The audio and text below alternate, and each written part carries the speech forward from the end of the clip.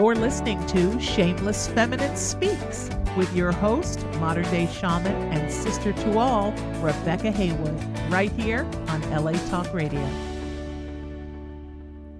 Hello, everyone, and welcome to Shameless Feminine Speaks, the only show on LA Talk Radio for all you shamelessly shameless ladies, women, men, and misfits, all y'all ready for the feminine re-evolution. Yeah. And tonight, we are just loving tonight's title. It was inspired at about, maybe 11 o'clock last night. And we're just loving it. Continuing our talk on sex, which we always bring as the worship, right? Yes. Sex as worship. Worship as sex. Same thing. Yes. One word. Yes. So we're continuing that dialogue and really expanding into the more that we brought in on New Year's Eve. Because, tonight really is about making room for more, right? And clearing that 2020 vision, right? Which we talked about last week, is that vision two ways, right? Yes. To see clearly and to be seen, to be willing to be exposed. And yet we have to make room to really have that clarity of vision, don't we? Yes. We have to clear out the monsters under our bed. And in our head. And so tonight's title is The Voyeur, the Ventriloquist, the Vampire. Who's under your bed? Yeah. Ooh. Are you scared? And guess what? I brought garlic, so don't be afraid. Don't be afraid. We're all protected here. Aren't we supposed to do this? Oh yeah, we're supposed to really wear it around our neck, I think, but it doesn't go with our gorgeous outfits.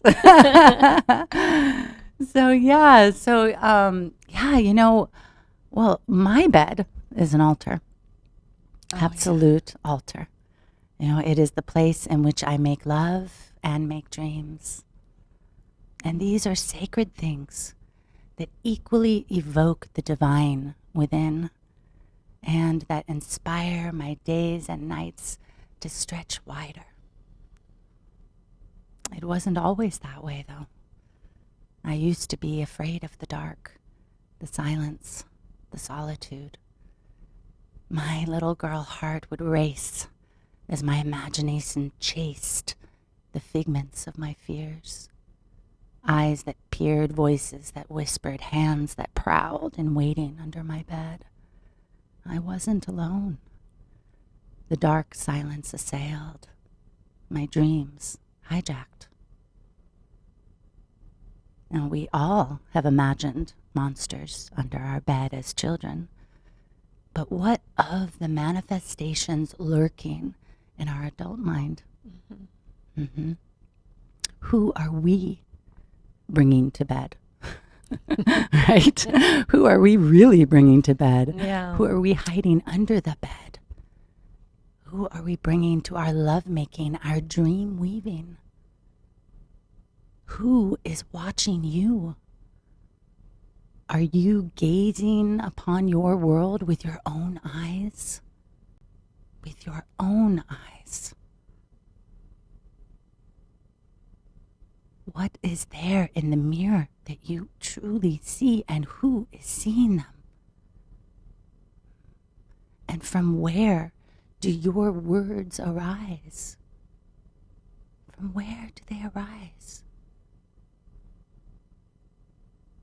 Have your eyes, your words been hijacked by visitors? Your eyes by views pointed and tied by their fingers? And where do your words, who do they reach for? Where do they reach from? Feel that. Right now, feel that. Where do you reach from?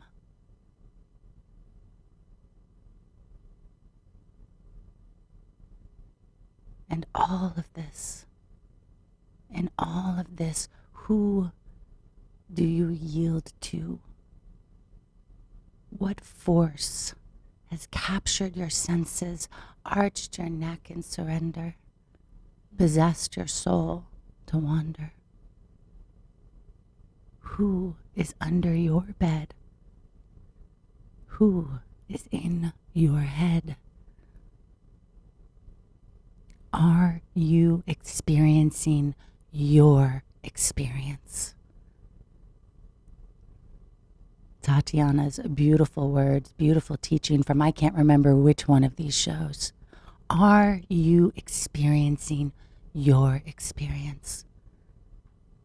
And that's what tonight is all about, reclaiming the altar of our experience. We're going to unveil those monsters under the bed, how they possess our eyes, our voice, our spirit, and exorcise them. Exorcise them. I should have brought sage. From that sacred ground of sex and worship. So are you ready, darling? I'm ready. Are you ready, darlings? Are you ready? Are you ready to make space for you? Because that's really what an exorcism does, right? Yes. Yes. It expels what doesn't belong, what isn't of you. What constricts, what binds, what ties, the attachments. And they do bind. Oh, yeah. And they do restrict. And they do cause hesitation. Yeah. And in the end, a damnation. Because you are the one that is here to experience whatever it is you're creating. And are you allowing that? Can you allow that? Are you able to allow it? Do you want to allow it? Are you willing to allow it? Are you brave enough to allow it? Because to be in relationship takes courage.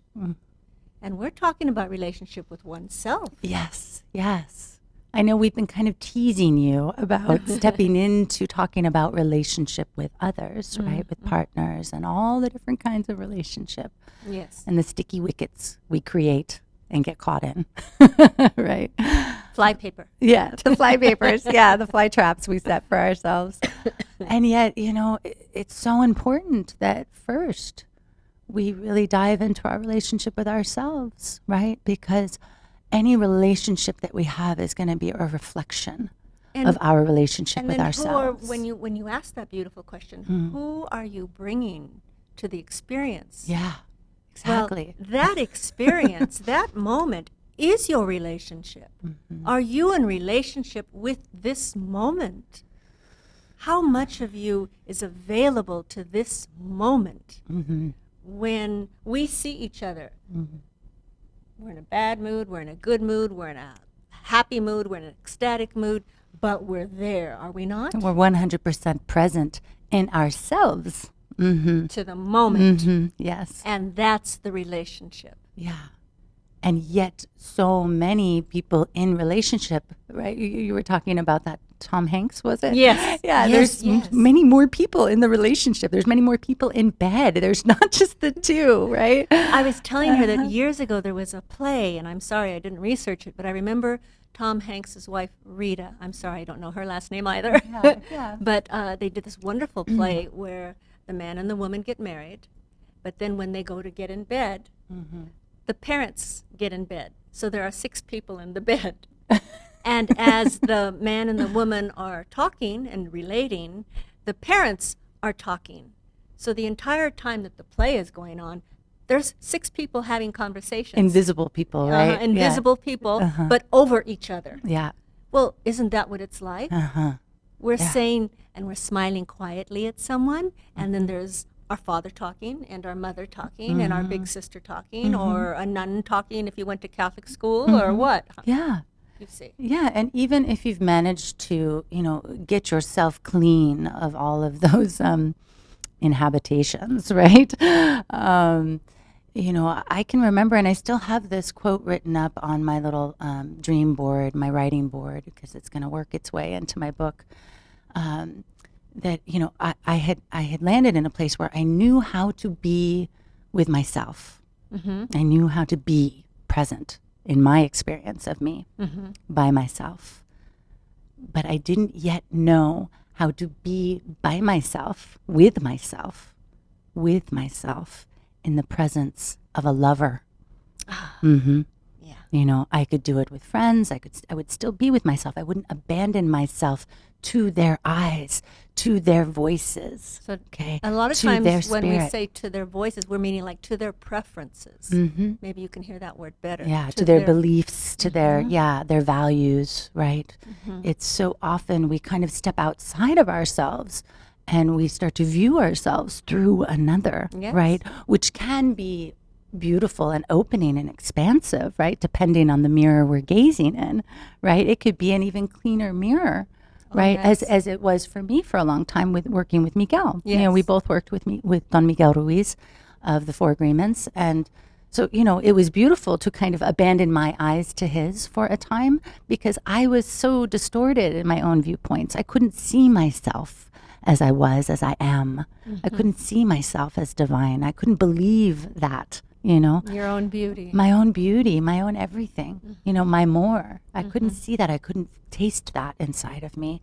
But in abandoning my eyes to his eyes, right, I kind of traded my mirror for his mirror for a time. And it did help me to clean up. Yes. It really did. Yes. And yet there's so few clean mirrors in the world. And really, you know, you can do this practice for yourself, Well, they right? must. Yes. I mean, you tuning in to hear us, what we're doing is we're making suggestions. We're including our points of view, which we are hoping is going to spark within you a conversation, Yeah. you see. But always, ultimately, it will be all about you. You and your values and your perception, and then your willingness, your courage to question what you're valuing, what you're perceiving. Yes. Yeah. You know, it might be something that is totally acceptable in society. In my case, just one value was hard work, for instance. My family had a very high work ethic, but it was so high that I could and I have been ill when I should have stayed home. I should have taken a little downtime. Right. It wouldn't have hurt anybody because I had such a beautiful work ethic, Yes. Yeah. you know. And when talking about Miguel, when I began to be able to employ that, is remember how we used to go up and down the Pyramid of the Sun at dawn? Yes. Yes. And I wasn't feeling real well that particular morning. And it was the first time in like 10 years. And I said, I was scared, but I said to myself, I'm going to stay here. Yeah. Because I was nauseous. But it was that work ethic that was still saying, you're going to what? You're going to what? What are you going to do? Right. Right. See. That still felt guilty. Yes. That still felt that constriction. Yeah. So it was a beautiful reminder. So something as beautiful and as healthy as a work ethic, we can use those against ourselves. Right, right. And in Tatyana's example, there's a wonderful tool in that, you know, that you take the action, you know, in spite of the voices, the visitors that are hijacking your words. I right? love the word, the visitors. Yeah, the visitors hijacking your words and your belief system. You take the action anyway. The one that you know does serve your body, the one that you know does worship that altar of love, that does weave the dream that you seek to inhabit and to be inhabited by, right? Yes, and then when Rebecca wrote the Voyeur, the Ventriloquist, the Vampire, Yeah. start them off with the Voyeur, honey. Oh, boy. Wow. You know, this voyeur, I mean, really, it does come down to, are you gazing upon your world with your own eyes? You know, and it's, you know, and it's both ways. You know, we touched on it in one of these sex shows. Yeah. I love this, these sex shows, about kind of the showroom windows. Yes. Right. That we're either performing because we're envisioning somebody watching us, right? And we both want them to watch us, right? And we're terrified of what they'll see, right? We want to be watched, and then, are they watching? Yeah, so there's this expansion, Yes. and this Yes. constriction, expansion and this constriction. This, here I am exposed, don't look at me, I need to hide, right? Yes. And, you know, so that voyeur game that we play with ourselves of who's watching me, right? And really, you know, catch yourself in that. Catch yourself in those moments Whether you're making love, right? Absolutely. In that yeah. moment of making love, who's watching you? Are you holding witness to yourself, or are you abandoning your eyes to theirs? And what is that experience? And you and I were talking, I mentioned, I said, in the beginning, I remember years and years and years ago when I was having sex. I wasn't making love, but I was having sex, good sex. Yeah. But remember I said to you, it had a lot to do with Playboy and Hustler and, Yes. and all, the art directors. Yes. I was Yes. I was in a photo spread. Did I arch my back right? Did I tilt my head right? Did I moan just right? Right. You see? Right. No. It wasn't Tatyana in the bed or the bedroom. It was the art directors from some shiny tabloid. Right. Yeah. Yeah. That performance factor. Absolutely. And it's really hard to separate the voyeur and the ventriloquist, right? You just kind of brought that in of who you were moaning for, how you were moaning, right? Was that an authentic expression of the pleasure moving through your body, or was it something that you were well practiced, Or you hear it on some sex tape and you go, "Oh, I got to remember that one." Right. Yeah. And those whether it's our moans and sighs or our prayers, or even we mentioned our mother. What are you doing? Oh, What are you exposing? That kind of ventriloquism. yes. You're having way too much fun. No, this isn't supposed to be fun. Right. I think what's important to point out before we go deeper is that we are at a very deep level here. We've talked about the masks, wearing the masks of spirituality, wearing the masks of our image of perfection, right?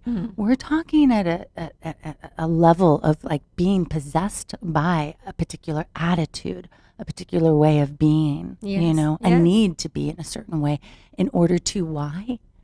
To gain their love, their affection, their approval. Approval. In the end, we can just remember the word approval. Right. Yeah. And something that really simplifies that is that actually the love, the one that we're seeking is not actually them. It's not out there. Yeah, we're not actually seeking their love. We're seeking our own. We're not actually seeking their approval. We're seeking ours. We're not actually seeking their presence to complete us. We are seeking to call ourselves home, to complete ourselves, to be completely here, present 100% in this here and now, to experience your experience. And I want to make it clear that so often, I know my clients have mentioned, "Oh, I was in a bad mood today." And I said, "Okay." Right. Okay. And they're like quiet, waiting for more. And I said, "Well, what precipitated it? What brought it on? Let's talk about that." Okay. Maybe there was another way for them to handle it, But in the end, when Rebecca and I are speaking about here and your experience, we are not saying that you are not going to have days that aren't tumultuous or trying or frustrating. What we are saying is, are you willing to have the courage to just be in that experience? Yeah. Whatever the feelings are. And if you're going into bed with your significant other, do you have the courage to do it softly, slowly, or whatever the pace is? Maybe it's going to be a quick pace tonight. Well, it's so beautiful when, so often we kind of discard that lovemaking experience because we're not, quote unquote, in the mood, right? Yeah. And yet, I can say from personal experience of a beautiful, beautiful healing that I received, being in the middle of a PTSD response from my sexual trauma, and my lover at the time asked permission. He said, "Can I make love to your tears?" So instead of stopping, we continued. And I didn't, abandon myself. I didn't abandon the feelings that I was having. That yourself was having. Yeah, I came more present to them and allowed another to make love to that pain, to that fear, to the constriction, you know. So often, don't you think we're taught to soothe immediately? Mm-hmm. And it's not, I don't think it's necessarily that you don't want to be with the tears. Right. But I think it's just that we're taught to soothe immediately. Yeah, to suck it up, Mm-hmm. you know. Instead of, like, you were lucky enough to have someone to not be frightened by your tears, not feel like less of a person because of your tears, find compassion for your tears, and yet he was still in the mood, I'm going to say, and he wanted to carry you with him. Yes, yeah. You see. Yeah, it was beautiful. It was one of the most potent moments of healing when it came to my sexual trauma. So, you know, I think that there's this where we abandon ourselves is very much in this societal construct, this visitor that hijacks, you know, our presence. Somebody's under the bed, you see? Yeah, that we have, you know, I spoke about it in one of the emotional presence shows that, you know, emotion, energy and motion, you know, take those labels and judgments away from them, you know, untie the pointed views, you know, placed there by their pointy fingers of those visitors, untie them, release them, you know, and allow them to flow through you, whatever it looks like, wherever it shows up, however it shows up, you know, and make love to it. You don't need another to make love to you. You make love to it, you know. You know, this is kind of stepping into another territory, but you probably recall Miguel giving a teaching once about sex. Yes. And which one, though? He described, which one, right? There were many. But he described sex as mutual masturbation. Yes, mutual masturbation. Yeah. And I remember when he gave this teaching, and it kind of broke my heart a little, because sex was so sacred to me, and it was such this connection, this place, you know, it was just really sacred to me. And I thought, well, mutual masturbation, like that doesn't sound very it's nice like having or spiritual or or like, where's the other person? Like, to me, it's about connection and merging, you know, it's the urge to merge, right? And yet, as always with Miguel's teachings, I said, okay, well, let me just take this in. Let me integrate it. Let me try it on. I don't have to believe it. I just want to try it. Yeah. And that was always how he taught, you know, if it's truth, you know, truth doesn't need you to believe in it. Yes. It exists with or without you. So, you know, I just allowed it and tried it on in my next lovemaking experience. And wow, the connection was deeper. Why? Because you've heard me say it here before, because my connection with myself was there, you know? Well, it was accentuated. It was like I gave myself permission. You know, we've also talked about this where it was like he was no longer responsible for my orgasm. I was, right? Yeah. You know, he was no longer responsible relationship-wise for my happiness. I was, you see? And I was no longer responsible for his. So there was this untethering of all these visitors on both ends, you know, and in that lightness and that freedom, wow, you know, all the pleasure that got opened up. And the pleasure becomes so ecstatic because nobody's responsible for anybody else. Yes. You see, when I make love, I am there. I am as present as I can be. Let's not use the word present. I am as available as I can be, okay? I'm as physically, mentally, emotionally, and spiritually available as I can be. And I make the assumption that my partner is too. That my husband is as available as he can be. And then, in my case, when I realized we were mutually masturbating, for me, the freedom came in that you tend to go to spirit. Yeah. You want the spirit. Remember we spoke about this. Yeah. I want to fly. And I look for spirit within the physical. And so what it freed for me was completely being able to acknowledge that these feelings I was having were real. That this yearning I was having was real. Yes. Did my husband accentuate it? No, but it's almost like when you play tennis by yourself and you have the backboard, you know? Yeah. You can still play a good game, Yeah. you know? And so having his body, having his writhing, having his moans, having him participating in his world was a great partnership, which let me, like I like to say, I was like a little cat. I wanted to rub. It's like, I'm having a really great time. Are you? This is really great. What do you think? You know? And that's what it freed for me. Yeah. That's what it freed for me. Yeah. Was it made me more available to what I was feeling, thus experiencing. You see. Yeah. So those voyeurs, those habits and people and religions and old school friends, Yeah. You trauma.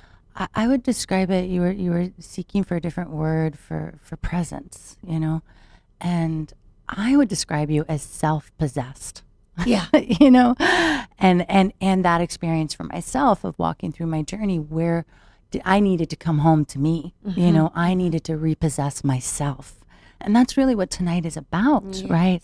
Repossessing ourselves, right? Embodying this temple, this sacred earth, you know, possessing the altar of our bed. This is an emission, an emergence of the divine. And at our base, we're all one. Yeah. This energy that comprises us, that's where we are one. Would you agree? Oh, yeah. That's where we're one. We are one in that. And then I like to say, I'm a walking art gallery. And I get to express this energy in the way that I wish to. Thus, when we see different, it shouldn't scare us. It should inspire us to maybe a yes or a no. Yeah. But it should inspire us, you see. Self-possession, when you come home to yourself, who do you come home to? Yeah. What was one of the most beautiful things you discovered about you and how you express the divine, ultimately? Yeah. You know, the most beautiful thing that I discovered, I would say, is that I was always home. You know, kind of like Dorothy with her shoes. Right? Yeah. I was always home. I had never left. I'd never truly abandoned myself. You know, all those times that I thought I was flying, that was just the dream that I needed to dream in order to have that experience of expansion, of more, of the everything, of the all. My dream excluded Rebecca from that. It excluded the body, right? Because that was kind of already tainted territory, right? Yeah. It was already hijacked, that territory, over and over again in my childhood and young adult life. So that was the dream that I needed to tell myself, that I was flying, that I was leaving this body. And yet actually, when I really had the true experience of repossessing my body as divine And waking up here. It was like, oh, I've always been here. I've always been here. Always been here. So, you know, don't believe that lie if you're one like me, and don't believe the other side of that lie, you know, that the body is a cage, right? Remember that show? It's made of feathers, this body, right?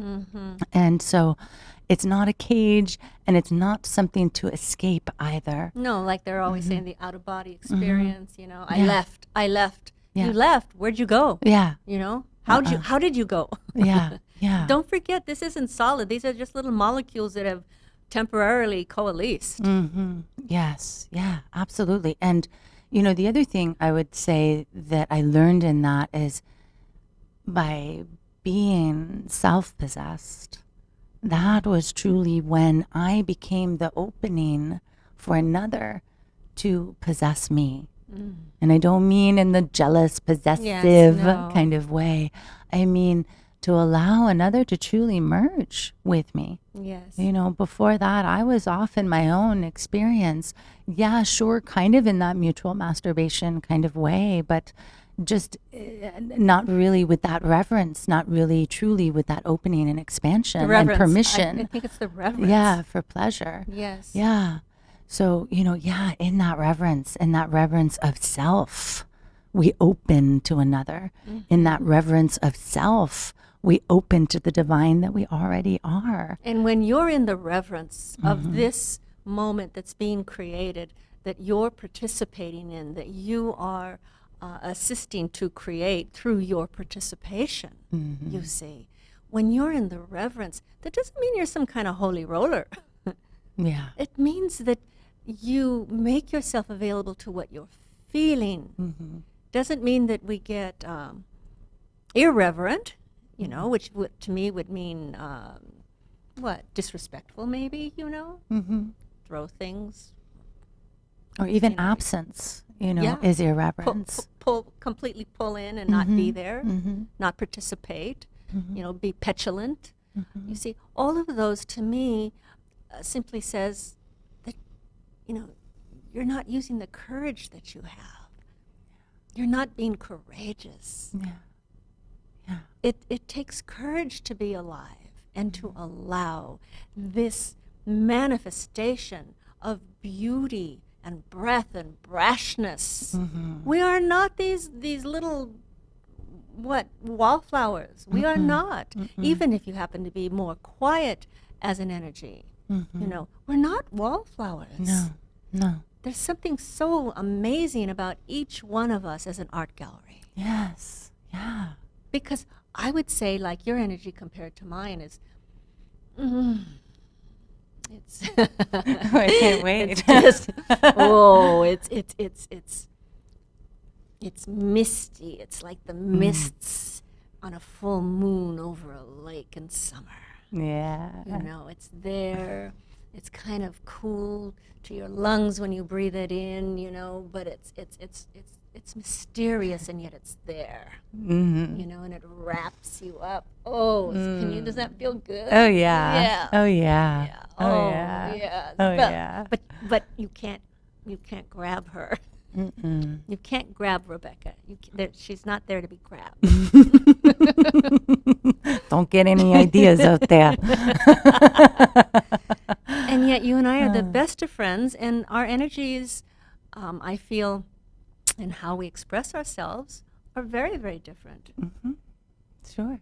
But I feel in the end, what we are devoted to is exactly the same. Absolutely. Absolutely. So then we have the voyeur, who's looking. Yeah, who's watching you? And are you watching? Who are you watching for the clues to whatever you're going to do next? And then the ventriloquist, of course, are all the voices, including your own. Who are you mimicking? You know, who are you mimicking? Yeah. From where do your words arise? I remember one night I wasn't very happy, and I was in bed with my husband, and I decided to pout, because I'm not a pouter. But I thought, I'm going to pout tonight. So I rolled over, you know. And pretty soon I could hear his breathing shifted, and it was like he fell asleep.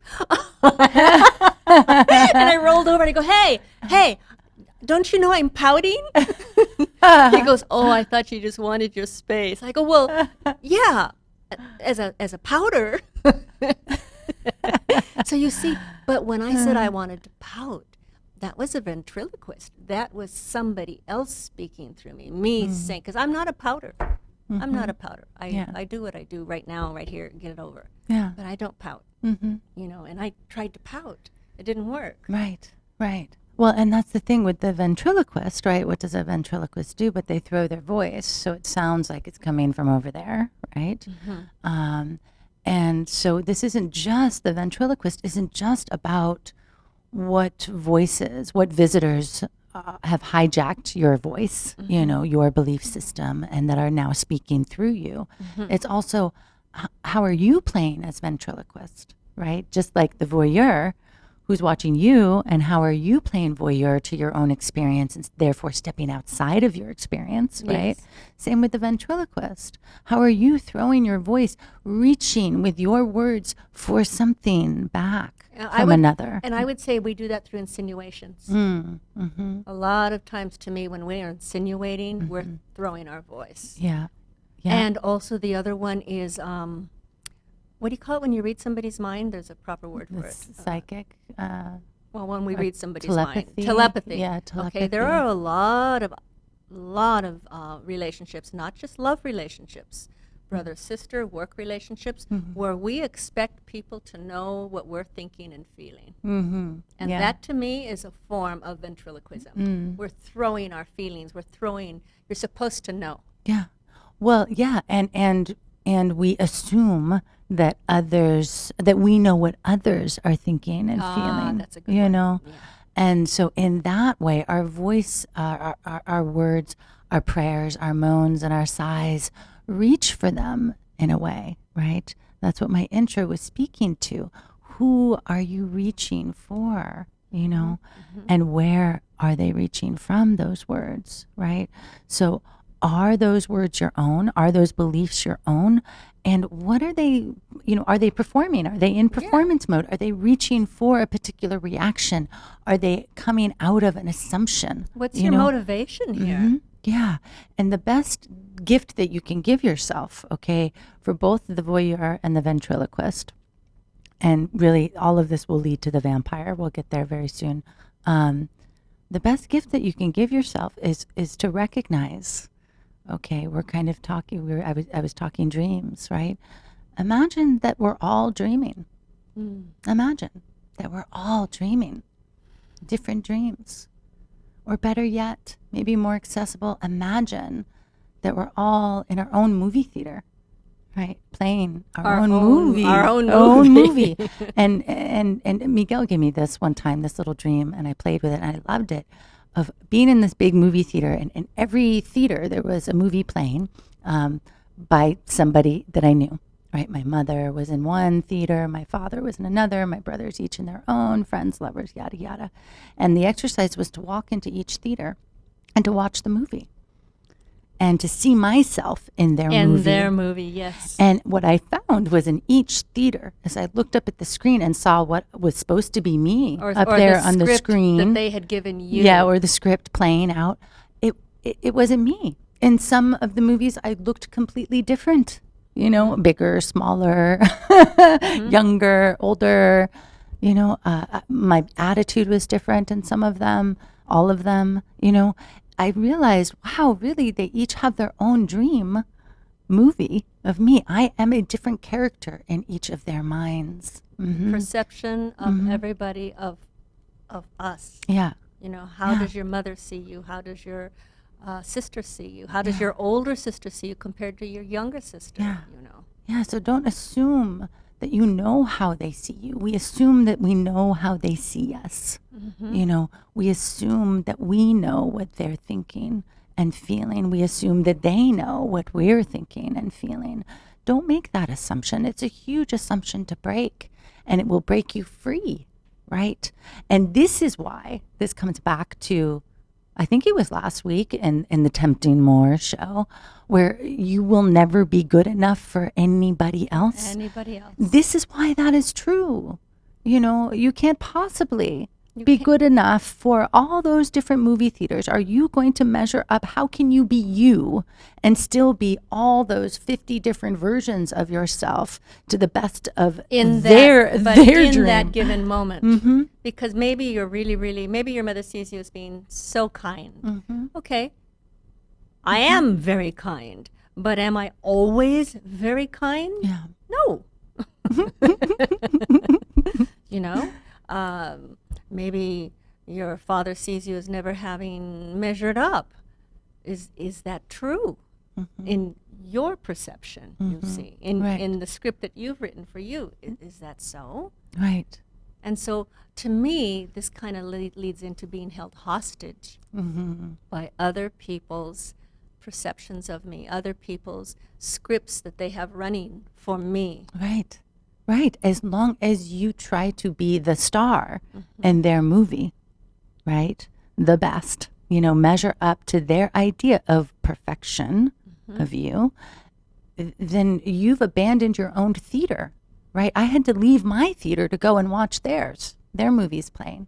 What is right? one Be of the star in your own movie.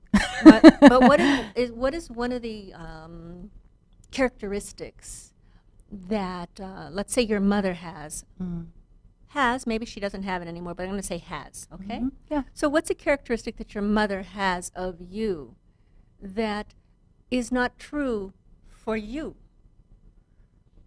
Oh, well, how long do we have? Love you, Mom. Oh, yeah, no, my mother and I, we were always very close, and I always felt very seen by her and very honored by her. But actually, not too long ago, it was like all of a sudden she didn't see me. She didn't see me. She had pain and hurt and struggle going on in her life. And I think that was kind of masking her, or filtering, it was clouding the filters on her lens. And, there's something really interesting that when we really, like, coming back to the movie theater, when we need a villain, because in that instance, my mother had started to see me as a villain. Even though I was there helping her, I was taking care of her, I was being such a good daughter, and yet I was being painted as the villain, and Not good enough. Yeah, not good enough, and not just not good enough. I was bad. I was the bad girl, which is really a struggle for a good little girl like me to be couched as the bad girl, right? And so, yeah, that was really challenging. Another time, actually, in the Toltec community, I was being depicted as the slut. That word wasn't used. I don't know, but we've had this conversation. Yeah. And one of the ways that we can kind of turn these around is, and I think I talked about this in the Virgin and the Slut show, is that when we recognize when something's really irking us, right, how we're being projected in somebody else's movie, portrayed in their movie, yeah, and it's really bothering us, and we're trying to correct. We want to go up there and cut the reel out, edit. We want to edit. Change the I got clothes, my scissors. Paint the smile back on the face and rewrite the script. We have to recognize that there's something in us that we're judging, right? Yes. It's not so much like I didn't believe it. Like with my mother, I knew I wasn't being a villain. Right. With that Toltec community, I knew I wasn't being a slut. Right. Not at all. And yet it was really bothering me. And so I had to turn around and look and go, okay, well, what if I am a slut? Okay, and what if I am? And I looked at that. But what in your portrayal of you is giving them that impression? Well, it wasn't even that. It was because to me, there's very little that I can control about how other people see me. Oh, yes. So I stopped that game of trying to, like, what am I doing that makes them see that? It was more just, I need to get free from that judgment so that it wouldn't become the vampire, right? Because once a voyeur has hijacked our eyes and the ventriloquist, has hijacked our voice. What's left? Right? Now there's the vampire, right? It's starting to get to this deeper level where it's actually depleting our life force. It's actually hijacking our expression of love, our blood. Our blood. Your right? blood is your life force. It is. It has sunk its teeth in. Okay, and I want to do this. Yeah. It has sunk its teeth in. Okay, and so what is our protection from that? Okay, what is our protection from that? Well, if we haven't caught the voyeur and we haven't caught the ventriloquist, that's the idea. We want to catch the voyeur. We want to catch the ventriloquist before they sink their teeth in, darling, right? Yeah. Before they've completely hypnotized us, right? And yet, if we haven't, if we're in that place where we recognize, like, we can feel that feeling that it's under my skin and my blood is curdling and something is inhabiting that doesn't quite feel like me, right? How do I exorcise that villain that I'm not? That we're that believing, slut though. that I'm not, but I'm believing, right? And because that's the only way that this can live, you know. Right. Through your faith. It's through our faith. Mm-hmm. We let it. We give it our blood. Mm-hmm. Yeah. Yeah. There's a point when we say, okay. We arc our neck in surrender. Mm-hmm. Uh-huh. And that is kind of sexy, though. Yes, it is. Yeah. And yet there's more to it than just our belief, because in the examples that I'm giving, I knew I wasn't a villain or a slut. I knew that about myself. I knew it. And yet it still was in my blood. It was still had sunk its teeth in. I was still reactionary. I still wanted to prove them wrong. Okay, so there's her word. She was still reacting to what the labels were. And so the final exorcism of that, you know, once it was like, okay, I don't believe these, right? So I had exorcised, I had reclaimed my eyes. I had reclaimed my words, my beliefs, my belief. Okay. I had reclaimed those. And the final exorcism was really in that inhabitants, you know, that had possessed me of my own judgment. It was the final piece of judgment, the final piece of belief, the final entity in me that was in itself saying it's not okay to be a slut. That was in itself saying it's not okay to be a villain. That these are bad, these are wrong, you know. And when I turned around and did an about face and said, well, so what if I am? What's so wrong about being a slut? What does that mean? That I enjoy sex? That I have multiple partners? That I enjoy it frequently? That I dress in a certain way? Like, I couldn't find anything wrong with the slut when I actually looked at when you her embodied through it. my own eyes, you know, through my own belief system, right? Through my own love. When I embraced that slut, there was nothing wrong with her, right? And even the villain, in the terms that my mother was portraying me in her movie, there was nothing wrong with that villain. The villain was taking care of her, was, laying down the law for her health, for her good, for her benefit, right? So, okay, I'll be the villain. I'm okay with it. There's nothing wrong with this villain. You see? So with my mother, what she did is got pregnant at 16, had a baby at 17. And in my mother's eyes, I was forever, I mean, my 50s and my 60s, I was forever boy crazy. But that was her term. Tatyana, she's boy crazy. Okay, we're talking about a woman that's been married and had children and businesses and her own homes. And I'm boy crazy. And like Rebecca's saying, why did that irk me? Because we're talking about a grown woman, and this happened when I was 17. Why is this irking me? Okay, and what I got to see was, like you mentioned, I got to see, well, did I get pregnant? Yes, I did. Did I have a baby? Yes, I did. Did I keep the baby? Yes, I did.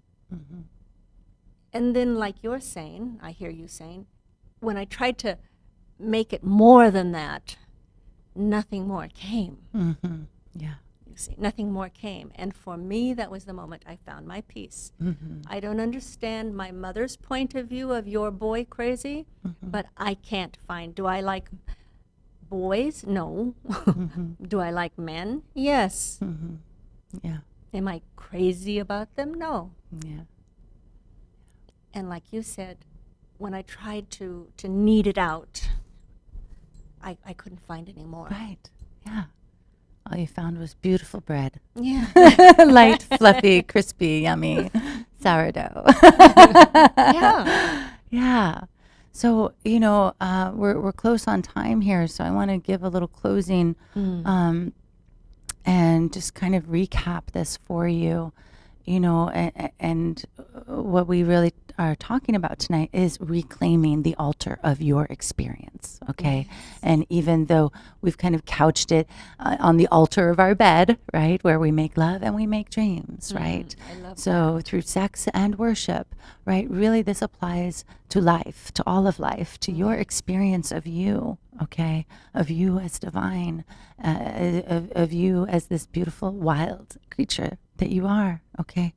And so it really applies to all of it, which means, which is good news also, because it means that life gets to be your playground to start to practice noticing and then exorcising. First, we have to notice the voyeur game going on, how you are being the voyeur and how you are expecting the voyeur, right? And calling them and abandoning your eyes to theirs, right? Giving your vision up, your perception. Giving your eyes over, okay? And then also with the ventriloquist, right? That also works both ways, right? And the vampire works both ways well, okay? You know, how we surrender our force to another, but also how are we latching on and sinking our teeth into another, trying to get a rise out of them, trying to get that emotional nummy out of them, you know, feeding off of them, okay? Remember, don't make another responsible for your orgasm, for your enlightenment, for your joy, your happiness, your bliss, your sorrow, okay? Live as if there is no one else on that altar. You know, live as if they're and don't let them crawl on there. Not even God. Okay, not even God. Okay, not your lover, not God, definitely not your parents. Okay, so live as if no one is on that altar, just you. Do not be dictated to, is what we're saying. Don't be dictated to. Select. Select. Yes. Yeah. See, and that I keep going back to the word courage, but courage to me means to have the wisdom and the will to choose. Yeah. You see, don't be dictated to. Don't let the vampire get his teeth into you and use you. You've got eyes. Yeah. Don't fall asleep in this beautiful dream. Don't fall asleep. Stay awake in it. Oh, I like that. Yeah, stay awake in it. Stay awake in it. See, we're always amazing ourselves. Keep your eyes open, you know. Keep your body inhabited. Stay with you. Stay with you, okay? And a great tool that you can use in all of these instances, okay? The notice, right? Notice. And then give yourself permission for pause, okay? Before you fix your eyes in a particular way, before you open your mouth to speak or even speak to yourself, give yourself permission for pause, you know, and just take that breath. It's so easy to possess yourself again. Yes. You know, no one can possess you if you are self-possessed. And you know, this is the truth. No one can possess you if you are self-possessed. Yes, but that moment also can be a not so happy one. But when you are self-possessed in that not so happy moment, you get to dictate its outcome. Yes. So possess yourself no matter what the experience is. The point is to experience your experience. That's how you stay with you. That's how you stay awake in this dream. That's how you be the star. You shine as the star of your movie. Yes. Okay. Don't serve their dream, serve yours. And you will become more connected to all of it, to the all of more, and to each and every beautiful movie playing out there. You will be more connected. Regardless of what their cinemas are showing, you're always has sold out billboard. That's right. So we love you all, and as always, you know, it's always so quick, these shows. I know. It's always so quick. We want more. And so, you know, I remind you that Tatyana and I are both available for private sessions. Just reach out. You can find Tatyana at the Delphine Experience and 1-800-RENT-A-GODDESS and TatyanaRay.com. Okay. And you can find me at RebeccaHaywood.com and pretty much everywhere on social media as at Shaman Sister. Okay. And we're starting, I'm not getting the look yet, so we're okay. We have an announcement, okay? We're going to start, we did something on the Tempting More show, on the New Year's Eve show, where we actually addressed audience members, okay? Of course, they weren't here live in studio with us, but we had questions asked by people ahead of time. And we addressed them. Yeah. And so, please, we invite you, reach out to us, okay? Reach out to us. I can't remember right now the email. I created an email for this show. It's on the show website on LA Talk Radio, Shameless Feminine Speaks. Scroll down to the bottom of the show description and you'll see the email there. I think it's ispeak@RebeccaHaywood.com or at shamelessfeminispeaks.com. I don't know.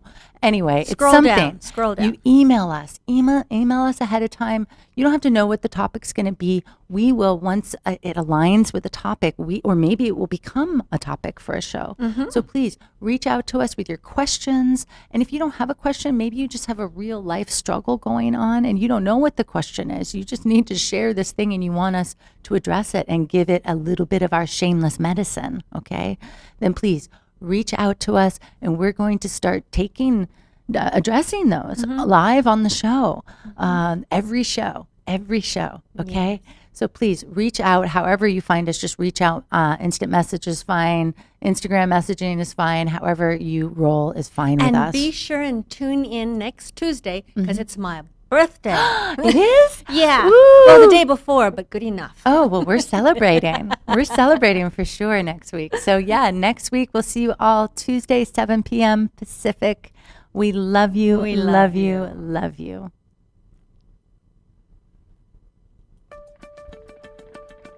You're listening to Shameless Feminine Speaks with your host, modern day shaman and sister to all, Rebecca Haywood, right here on LA Talk Radio.